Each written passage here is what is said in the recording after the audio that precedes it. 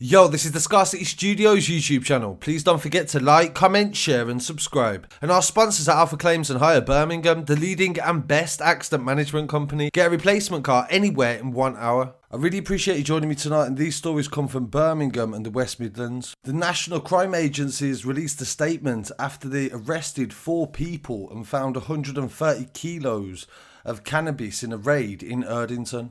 Officers moved in on Wednesday the 6th of January as part of an ongoing investigation into drug supply and money laundering. 4 people and large quantities of cash and drugs was recovered at the property on Chester Road in the area. This is a main road that runs through Erdington. Some of the packages were vacuum packed and ready to go out onto the street.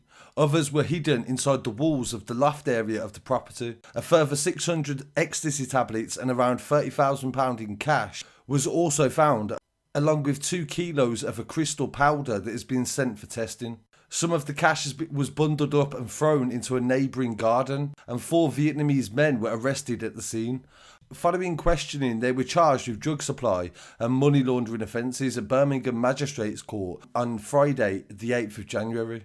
They were remanded in custody to appear at Birmingham Crown Court on the 5th of Feb. A 27-year-old Vietnamese woman was also arrested but was released under investigation. A further 2 Vietnamese nationals, both men, were arrested for immigration offences and have been handed to the immigration authorities. NCA senior investigator Paul Boniface says, "We believe this operation uncovered what was a stash house for organised criminals.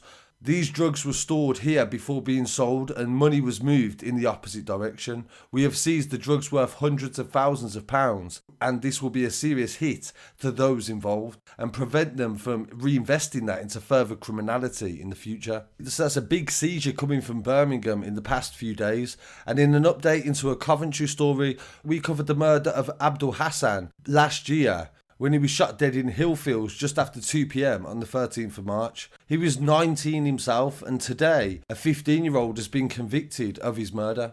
They have been jailed for life following the fatal drive-by shooting of the teenager, whose identity can now be revealed as Riaz Ahmed, who was 15. Along with a 19-year-old, he conspired to kill Abdul Hassan in October last year. Ahmed was driving a stolen VW Golf when the gunman, who has not yet been able to be named due to legal reasons, has opened fire from the back seat. Mr. Hassan, who was 19 years old, was shot as he walked along Harnell Lane. A post-mortem examination revealed 2 gunshot wounds to his back caused the catastrophic injuries that took his life, and we covered this earlier on in the year. Both offenders were convicted last month, and on the 8th of January they've been jailed for life. Ahmed, now 16, is to serve a minimum of 18 years in prison, and his accomplice will serve 27 years behind bars. They said the offenders were linked to a gang called C2 in the Coventry area, and the victim had been arrested days before the murder for possessing an imitation firearm. The judge said these sentences must act as a stark reminder and scare children away from getting involved in any gang lifestyle. And another story from the Birmingham area, 2 men have been found guilty of a murder.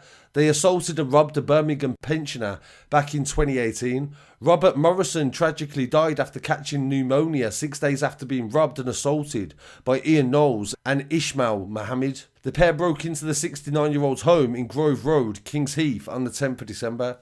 They viciously beat him in order to steal his bank cards, mobile phone and jewellery. Mr. Morrison's neighbour informed the police earlier on of the robbery, and he was taken to hospital the following day with significant bruising to his face. He was found to have had fractured ribs, and he was discharged later that day. However, his neighbour alerted the police after, when he became concerned for the elderly man. Police forced their way into Mr. Morrison's home and found him in immense pain. He was taken back to hospital and died a few days later. A forensic post-mortem revealed he died from pneumonia that he contracted as a result of the fractured rib.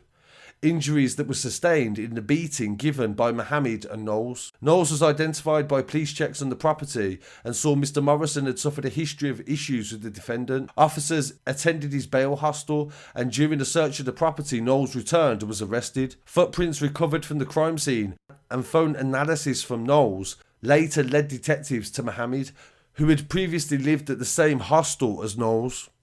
Following a 4-week trial, Knowles from Waterloo Road in Smethwick and Mohammed from Edgbaston, both aged 20, were found guilty of murder at Birmingham Crown Court. Knowles pleaded guilty to robbery at a previous hearing. They're due to be sentenced on the 22nd of January. So it's definitely a reminder for how things can just escalate, situations can get out of hand, and a robbery or a burglary can easily become murder. So I really appreciate you joining me for these stories. I'll be back again tomorrow with some more news. Please don't forget to like, comment, share and subscribe. Peace.